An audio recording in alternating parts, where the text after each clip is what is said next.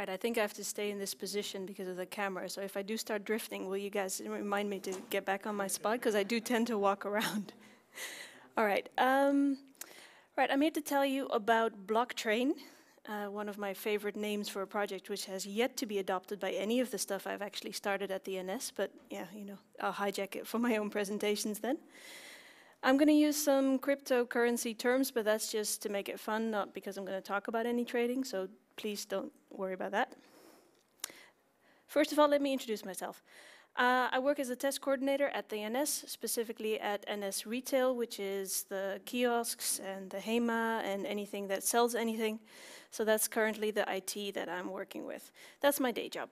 My hobby is blockchain, and I'm starting to get a reputation at my own company as an evangelist. I don't know how I got stuck with that label, but it's kind of fun. I don't mind. And sometimes I do try and write badly or well, I don't know, at my own blog, which is kubik.com. So I do try and keep that up, but that's sort of a hit and miss since I'm quite busy with a lot of other stuff. If you want to email me or Twitter me, it's right there. I'm still working out how Twitter works. That seems to be a thing when you present, especially at this kind of events, but I'm not that native at it yet. So this is what I'm going to talk about. I'm going to do a hold on part, a fear part. I'm going to talk about the lightning and the flippening, which, as we all know, is yet to happen, but we're all hoping for it. This is how it started for me. These 6 PCs were run by my husband at the time. He was a major World of Warcraft gamer. And at one point, I managed to convince him that if our relationship was to continue, it might be time to stop. And so we ended up with 5 computers with a really nice graphical card, which, of course, we thought, well, what are we going to do with those? We could have sold them. We decided, as Bitcoin price had just gone from $100 to 1,000, we'd try mining. So we did. We mined Litecoin for about 6 or 7 months. We had a nice energy meter in between. So we knew when the Litecoin worth sort of dropped that our energy costs were higher than our revenue, so we stopped. One advantage, though, we did not have to heat that entire part of the house all winter. That was kind of a nice bonus. So what's this? This is a personal story, and I've included my own drawings. It's kind of scary. I've never shared that with the public before, so I hope you enjoy them. And I will just talk about how it's been for me at a very big company. Does anyone here work for a company with more than 10,000 employees? Great, 2 people at least. So you'll recognize some of the cultural things, I think, that I'm talking about. NS is a huge company. It's 22,000 people. It's 8,000 people on the front line that are actually dealing with our travelers day in, day out. And this huge back end that deals with all the other stuff that goes with running this company. Right, officially, this is important, we're not doing anything with blockchain. We are, but officially, you know, we're not. So this is a reputation thing. Talking about news, this is actually quite interesting. The NS in no way wants to be in the news with the word blockchain. That's a big deal. They're worried that they'll be associated with the crypto trading and that this will really damage our reputation. So we're not officially doing anything with blockchain. Just so you know. You all got that, and you won't tell anyone, right? So that's great. So how did I start? Well, about a year ago, I really wanted to go on a big stage. I wanted to present internationally, and I thought, well, I have to choose something that I actually like, and that will be in the news a lot, so it'll be hip and happening, and they'll pick me out of all these thousands of abstracts that these conferences get. It worked. I talked in Madrid in June. So that was lovely, an international conference, big audience, about 80 to 100 people, and I had a ton of fun. And I talked about how to test blockchain-based software. And then, of course, I thought, well, you know, I'm talking about how to test blockchain-based software, but I've never actually tested any blockchain-based software. It's kind of hypocritical. I really should work on that. So that's when I started the next step, where I was like, well, can't I get that going where I work? And that's where I started. So this is the hold on for dear life part. I started exploring options of implementing blockchain at the NS. And this is the first thing I discovered. No one knows what you're talking about. They have really no clue. They don't know how it works, they don't know where it comes from, they barely know the word Bitcoin, and most of them just really don't want to touch it at all. So that was the first step. developing an explanation, a blockchain for dummies, which I call it in my own directory, which has all kinds of fancy other names when I present it for management teams, but it is blockchain for dummies. This happened quite a few times too. I actually did the presentation, this is how blockchain works, and the first question out of the audience would be, well, could you just tell me what I should invest in? I'm like, well, that's lovely, sir, but that's really not why I'm here. If you want trading advice, go read my blog, you know, that's what it's there for. So that's when the blog got started. So they'll just go straight to, well, what should I invest in? Well, yeah, that's not what I'm looking for. And this is another thing. In any big company, there is a massive resistance to change. We are not that able to shift, to change things, to implement new things. We tend to also have to protect the pockets of innovation that we do have. And as I've learned for a long time, culture eats technology for breakfast. If you have a culture that's resistant to change, it doesn't matter how good your technology is or what kind of use case you've found or how well you'll be able to implement it. You're just not going to get there. So you also need to find the few people within this culture that sort of swim against the stream, which is also kind of nice because when you do find them, it's usually an ally and you can really build good relationships with them. So this is generally a reaction I got, I think in 1 out of 3 meetings I went to. This will never work, this is not for us, we're not touching it. We kind of understand how it works now, thank you for your explanation, but that just confirms to us that this is not where we want to go.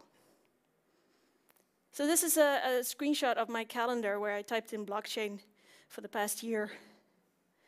This is me lobbying for any kind of blockchain work. I really went to everyone. I was like, I've got this really great solution. Don't you have a problem I can solve for you? Please let me solve your problems. I want to implement blockchain. And I really tried to go for any kind of person that had any kind of budget. Sometimes just, you know, for social interactions, just to build relationships, but mostly I was targeting managers that make decisions because I really wanted to get that project going. While doing this, I actually accidentally tripped over 2 projects that were already running, which is always interesting. There were 2 blockchain things going on already through proof of concepts.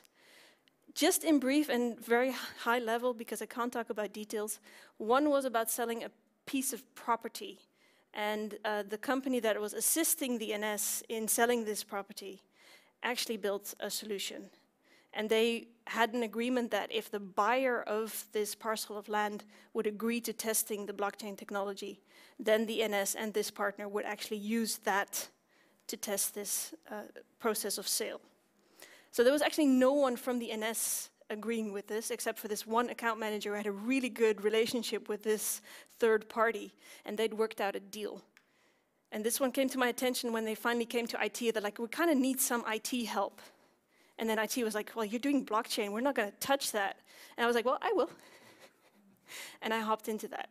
So this one has almost been killed by management because it did actually, was going to be built on the Bitcoin blockchain. And that combination of words actually triggered an entire cascade of just put the brakes on that, don't do it, don't touch it. But I'm still hopeful that the buyer will actually say, no, I think it's cool, let's do it.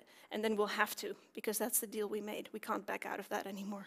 So I'm hoping in the next few months that it'll still go through and I'll still get to test this.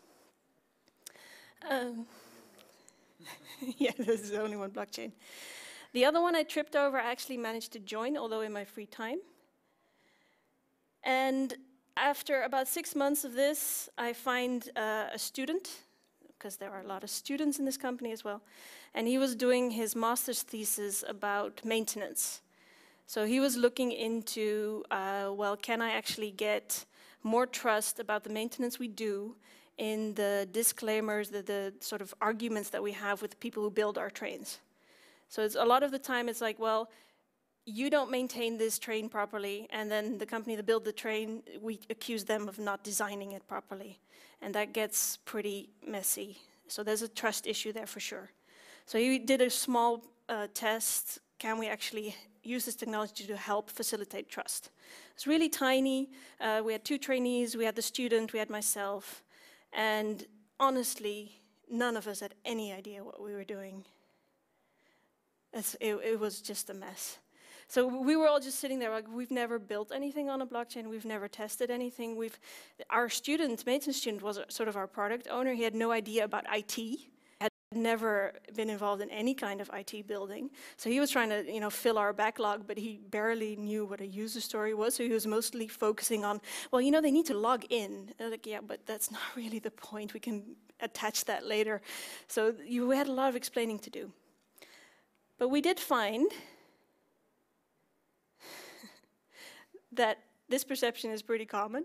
So we sort of talked about it, and as a group, we came to the conclusion, well, we do know some things. I mean, the trainees had been IT trainees. They'd been building an SNL and the Reisplanner Extra, which, do require quite a bit of knowledge. I've been testing for about 10 years. Our maintenance students knew a ton of stuff about maintenance processes. So once we sort of dug beyond this fear of dealing with something new, we found out we could actually rely quite a bit on a lot of the skills we did have. I'm not saying what we built is pretty. It turned out really bad. So some things don't change. What you know, you can trust, and you can build on it in the next step. You might call it differently. You might call yourself a blockchain tester now, but you're still a tester, so you can transfer a lot of skills. And I think that's part of what makes a professional. I really agree with this quote from Atul Gawande. That's how every professional learns and develops. You push through the fear and the uncertainty and the doubt that you can actually do this, and you learn the next step. And you keep doing that, and you keep building crappy proof of concepts until finally you hit on one that does actually work, or you have a skill set you can transfer to something that does work. So of course, this was great success. So now I've got more proof of concepts, more blockchain work than I can deal with. Not so much. I did make another big step. I got another small budget to run one more proof of concept, and that's one thing I'm working on now. And this one actually is getting paid. So I have a budget, which, the previous one with the trainees, we did it all on our own time. We just did it like after 6 o'clock and at night and in the weekends, and we spent about 3 months on that. So now I can actually pay people. So what were some of the key success factors? I think keep talking about it, keep pushing in these big companies, but also this key failure things are, if you're starting with a group that doesn't know anything, you are going to want to get an expert. We figured out once we built this maintenance software, we reviewed it, we thought, well, I think we've managed to make such a big mistake that our trains can only have one component that we can do maintenance on.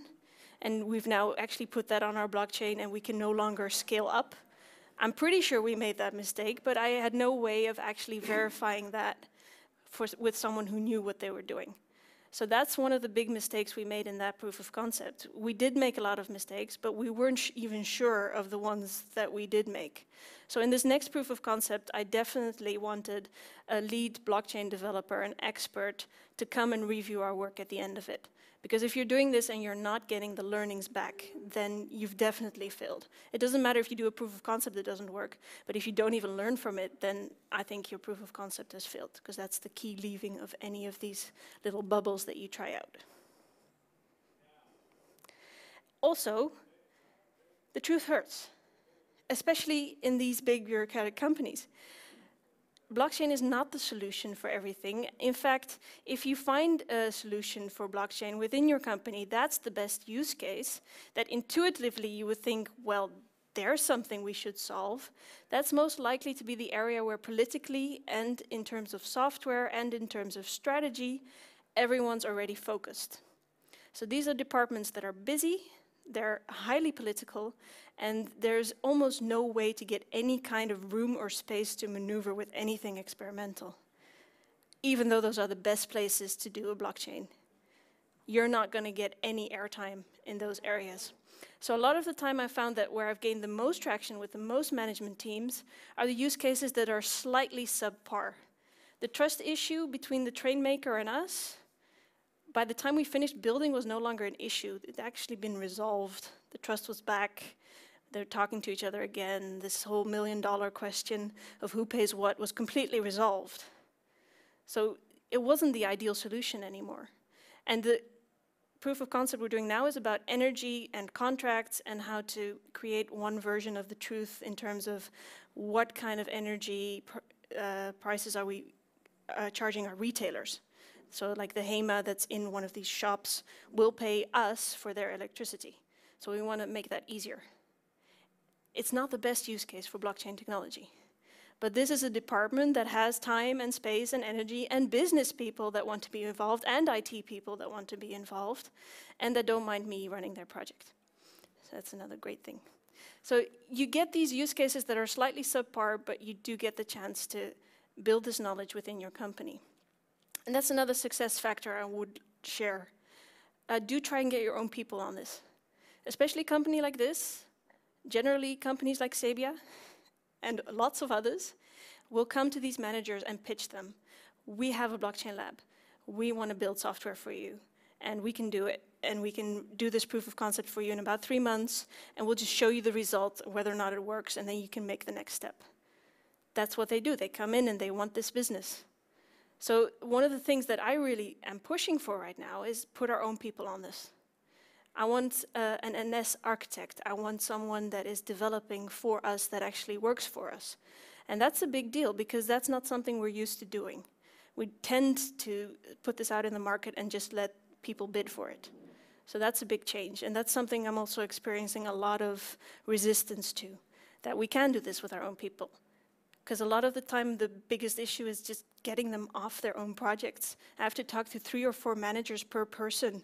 Once someone says, yeah, you know, I'm in, I want to help, you know, I'll do this. I talk to 3 more managers before I get their approval, if that person actually wants to do it. And imagine anyone who's in doubt, well, they tend to fold. You know, there's too much pressure from this whole bureaucratic structure to just stay in the work that you are doing. So that's a big battle too. Don't oversell what you're offering is another big thing in these companies. They hear plenty of stories of like golden magic bullets from lots and lots of people. So don't go for that. One of the main things that is really helping me sell these proof of concepts is like, look guys, it's a proof of concept, which means at the end, we're actually gonna take the whole stuff and throw it in the trash.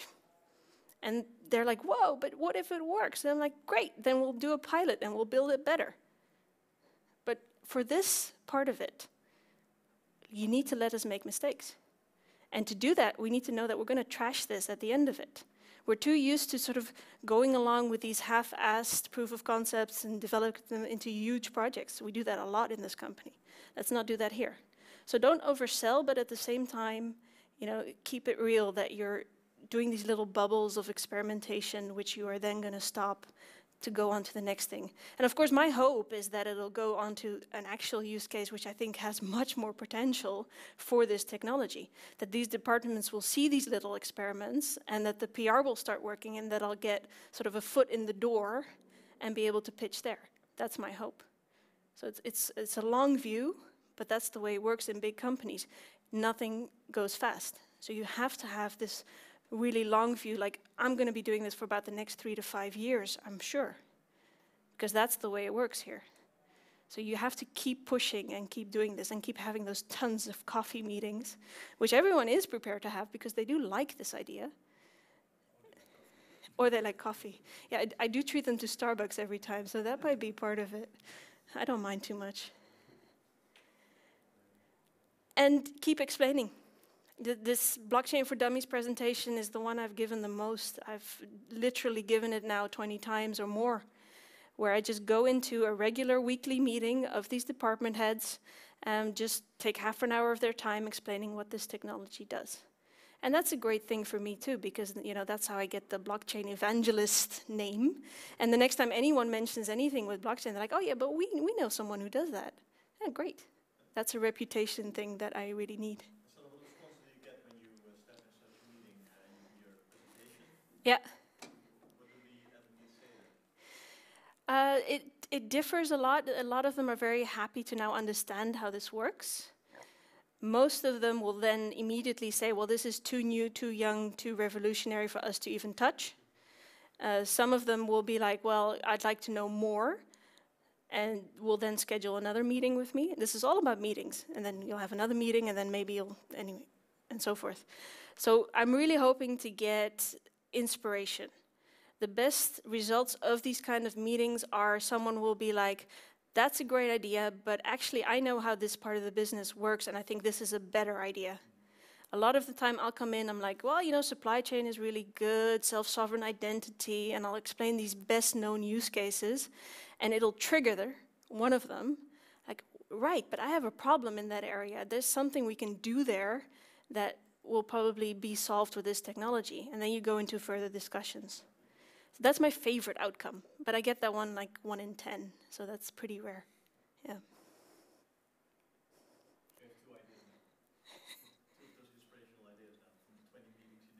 Yeah, and then I still have to get budget, so that's, yeah. It does feel like this. It feels really hard a lot of the time, and it does get quite frustrating. What does keep me going is, of course, there's a whole world outside your work. There's communities and meetups like this one, and that gives a ton of energy to keep going. Because if you had to get all of this just out of this bureaucratic big organization, then you would not be able to keep this level of energy up. So fortunately, with the testing professionals and the networks that I'm in there's a lot of stuff going on, and that's a much higher pace, and I'm enjoying being part of that community, and that keeps me going in this one.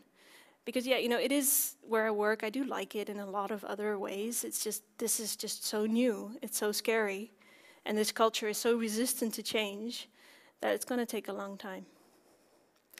And speaking of that, I'd just like to promote that. I'm part of TestNet, and I am actually going to start a little group. I've got about 5 members already waiting in the sidelines, and we want to grow it and have this blockchain technologies group. So in order to do that, you just basically, you make a little website here on the TestNet site, and they help you by providing a space to meet. And what I would really like to do is build some more playgrounds, how to test this technology, create this community and get this going. So I'm also speaking on the 10th of October, a very similar speech to this, but with much more of a how do you test this software. And there's a few other speaking moments. You can follow me on my LinkedIn and you'll see. Where is this event? This is in Nieuwegein. Yeah, it's by tram from Utrecht. It's very easy to reach, and there's free parking. So I've got a bit of an unfortunate slot there. I've got like the slot before dinner, so that's usually not the best time to speak. But I am in the grand hall, which is better than last time. Last time they put us in one of the side rooms, and it overflowed. There's so much interest in this topic that it is definitely growing. So if I get this group going, then in about a year's time, I want to stand here and talk about the workshop we've developed to teach testers how to deal with blockchain-based applications. That's my goal for like in the next year, to keep me going with the rest of the coffee meetings and to keep the spirits high. Thank you very much.